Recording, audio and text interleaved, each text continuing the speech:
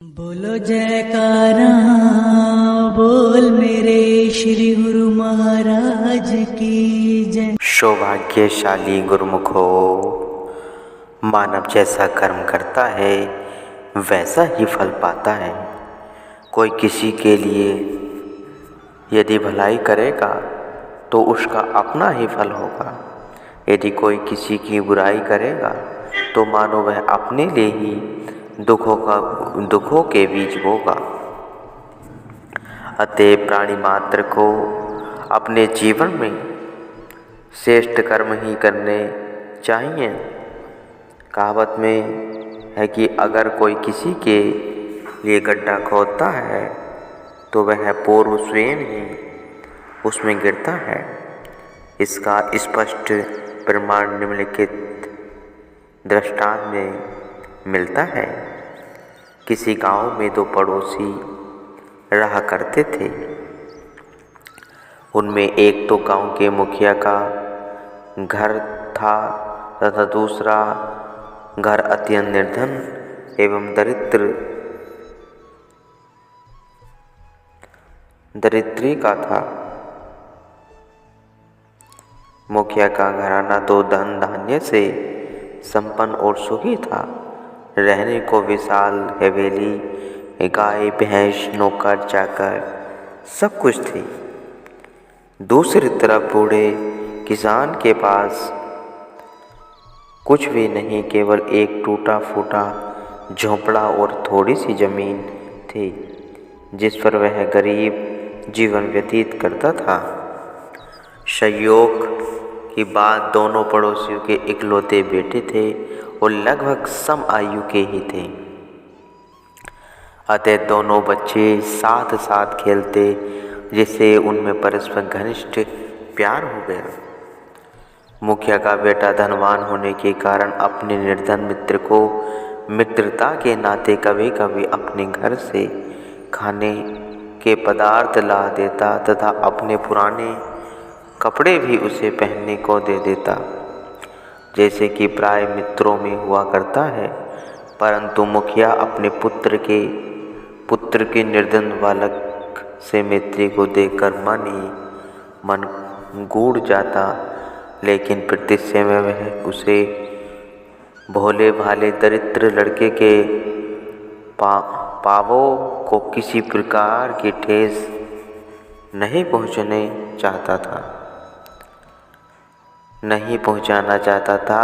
दोनों लड़के जब कुछ बड़े हुए तब मुखिया ने तो निकटवर्ती गांव में अपने पुत्र को विद्या अध्ययन के लिए भेज दिया, क्योंकि उस गांव में कोई पाठशाला न थी। मनमोहन जब पढ़ने के लिए दूसरे गांव में गया तो निर्धन बाप का बेटा बिहारी अपने मित्र मनमोहन की याद में बेचैन रहा करे। शाम के समय मनमोहन घर लौटा। उसे भी सारा दिन बिहारी की याद से उद्विग्न किया गया हुआ था।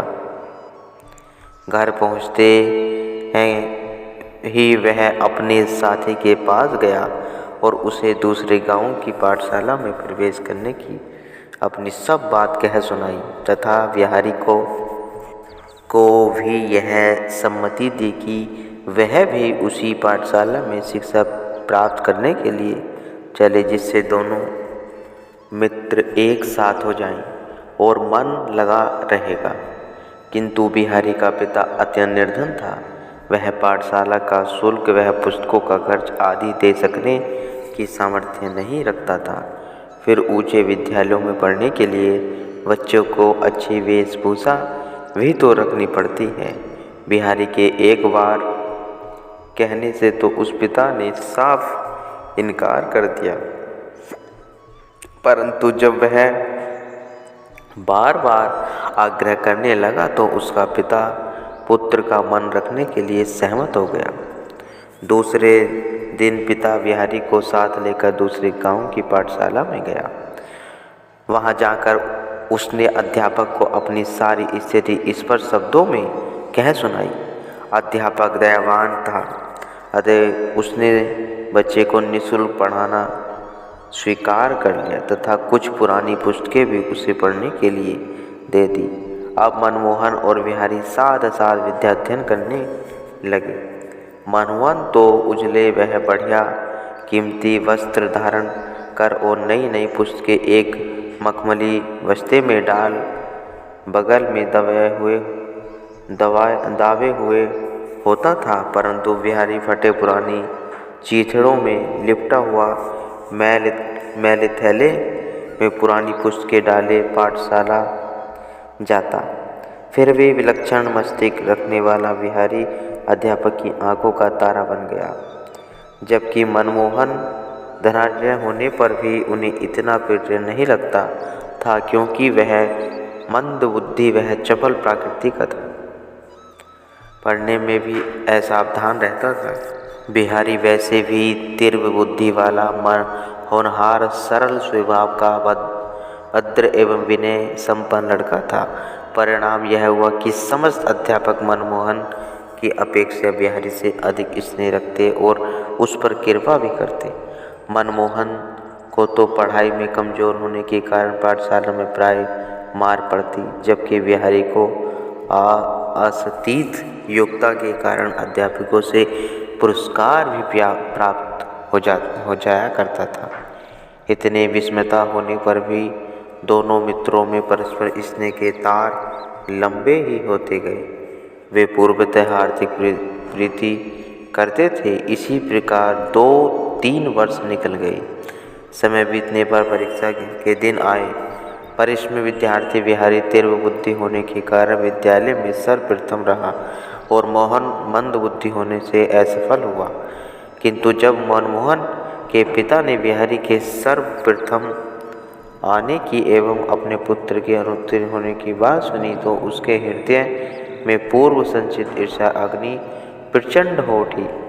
वह तो पहले ही निर्धनता के कारण उससे द्वेष रखता था तथा अब कहने लगा कि निर्धन बिहारी की संगति ने मेरे लाडले पुत्र को बुरा बना डाला।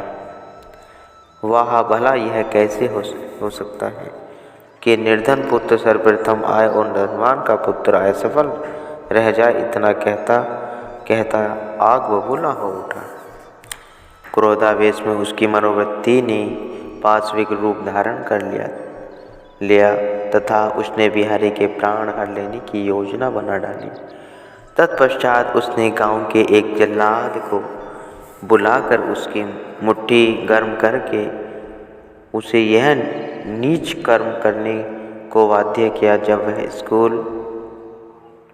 स्कूल से दोनों बच्चे लौट रहे हों, तब मार्ग में तलवार के एक ही वार से बिहारी का सिर धड़ से अलग कर मेरे पास ले आना, तब मैं तुझे और भी बहुत पुरस्कार दूंगा। सच है, धन का लोभ मनुष्य को अंधा कर देता है। जल्लाद भी लोभाहीन हो गया।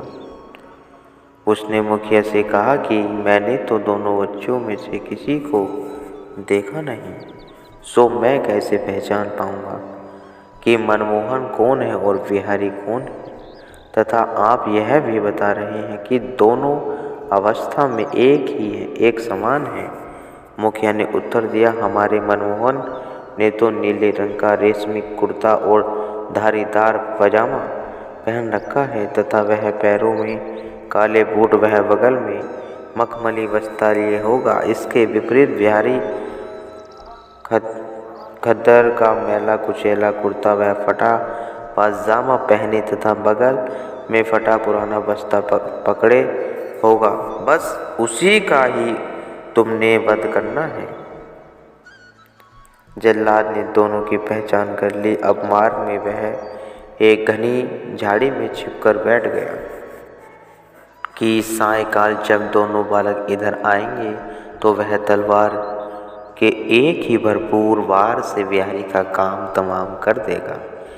उधर भगवान की अनोखी लीला देखिए कि जब दोनों मित्र पाठशाला से अवकाश पाकर घर की ओर चले, तो मनमोहन के अंतःकरण में अपने निर्धन मित्र के प्रति दया उमड़ आई। दिल में सोचने लगा कि एक मैं हूँ कि मुझे किसी प्रकार की कमी नहीं। पहनने को रेशमी कपड़े, बिछाने को मखमली गद्दे व खाने को स्वादिष्ट भोजन, नौकर चाकर आदि सब भगवान दे रखे हैं, किंतु एक बुद्धि का धनी नहीं हूँ। इधर बिहारी इतनी कुशाग्र बुद्धि का बालक है जिसकी कि अध्यापक प्रशंसा करते रहते हैं, नहीं आघाते। बेचारे की निर्धन अवस्था मुझसे तो देखी नहीं जाती। न तन पर पहनने को पर्याप्त वस्त्र, न पाप में जूते, किताबें भी तो पूरी नहीं। भर पेट खाना उसे कभी प्राप्त नहीं होता। कभी कभी तो भोजन के लिए वह तरस जाता है। ऐसे दरिद्र मित्र की सहायता करना मेरा कर्तव्य है। भगवान ने मुझे तो बहुत कुछ दे रखा है। ऐसा दिल में विचार करते करते उसने बिहारी से कहा, मित्र बिहारी, तुम्हारी यह दीन दशा मुझसे देखी नहीं जाती। आओ आज तुम और हम आपस में कपड़े परिवर्तित कर लें। तुम मेरे ये नए कपड़े पहन लो तथा मैं तुम्हारे फटे पुराने कपड़े पहन लेता हूँ। मुझे तो घर से ऐसे नए कपड़े और भी मिल जाएंगे, परंतु तुम्हें कहाँ। इस पर बिहारी ने आपत्ति की, तुम्हारे पिता धनन्य बड़े आदमी हैं, ऐसा देख वे तुम्हें नाराज होंगे, कदाचित मारे भी। परंतु मनमोहन तो आज अपने हठ पर अड़ा हुआ था। भाग्य उससे कुछ और जो कराना चाहता था। वह बोला, अजी, यदि पिताजी कपड़े देने पर मुझसे रुष्ट होते हैं तो उन्हें होने दो। अरे मेरे पास क्या कपड़ों की कमी है। लो ये मेरे कपड़े पहन लो जल्दी से और उतार दो ये चीथड़े। तुम जैसा प्रतिभा संपन्न बालक के तन पर ये गंदे कपड़े शोभा नहीं देते। लाओ जरा हम भी आज गरीब वेश धारण करने का आनंद ले लें। यह कहकर मोहन ने वरवश अपने बढ़िया कपड़े बिहारी को पहना दिए तथा बिहारी के मैले फटे कपड़े स्वयं धारण कर लिए। इसके बाद उसने अपने काले रंग के बूट रेशमी फीतों वाले भी बिहारी को पहना दिए। अंत में अपनी मखमली बस्ता भी नई किताबों सहित बिहारी को देकर उसका फटा बस्ता स्वयं थाम लिया। इसके बाद दोनों मित्र हंसते खेलते घर की ओर चल दिए। दुष्ट जल्लाद साहूकार के धन के लोभ में बंधा हुआ झाड़ी में छिपा बैठा था कि दोनों बच्चे इधर से गुजरेंगे तो वह गरीब बिहारी के प्राण ले लेगा। हमरे मन कछु और है, विधना के कछु और वाली कहावत है अक्षरश घटित होती है। जल्लाद को क्या मालूम था कि बच्चों का रंग ढंग भी बदल चुका है। उसने तो बस यही पहचान याद रखी थी कि बढ़िया वस्त्रों और काले बूटों वाला मुखिया का पुत्र मनमोहन है। वो गरीब वेशभूषा धारण किए हुए बिहारी है। अब दोनों बच्चों के पास से गुजरने पर वह झाड़ी में से एक गुजरता हुआ भयानक भूखे भेड़े की भांति उन पर झपटा और जो उनमें मैले वस्त्र पहने हुए था उसे उसने एक ही बार से मौत के घाट उतार दिया। दूसरा बालक भय के मारे चीखता चिल्लाता और एक और वो भाग खड़ा हुआ, परंतु जल्लाद ने उसका पीछा नहीं किया। मारे जाने वाले बालक का सिर वह लहू से भीगा खंजर उठाकर आया और आन की आन में कटा सिर मुखिया को गोद में ला पटका। मुखिया ने जब अपने प्रिय पुत्र का कटा हुआ सिर देखा तो उसके मुख से निकला कि हाय जालिम, यह क्या किया तूने, हाय मेरा लाडला बच्चा। और एक दर्द भरी चीख के साथ उसके हृदय की धड़कन मंद बढ़ गई। दुष्ट ने अपनी करनी का फल पा लिया था। यह किसी ने सत्य ही कहा है, जो दूसरों के लिए गड्ढा खोदता है वह पूर्व स्वयं उसमें गिरता है। बाज के निष्ठुर आक्रमण से बचकर निकल आने वाले सहमे हुए चिड़िया के बच्चे सदस्य बिहारी थारकता और कांपता हुआ घर पहुंचा तथा पिताजी के गोद में गिरकर निश्चेष्ट पड़ गया। उस गरीब को क्या मालूम था कि आज विधाता ने एक बुराई सोचने वाले को बुरा का कितना भयानक परिणाम दिखला दिया। भावार्थ यही है कि प्रत्येक मनुष्य अपने कर्मों का स्वयं ही उत्तरदायी है। किए हुए कर्म के परिणाम से किसी भी रूप में कदापि कोई भी व्यक्ति बच नहीं सकता। कर्म फल से तो ऋषि मुनि तक न बच सके तो फिर एक साधारण मनुष्य की तो बात ही क्या है।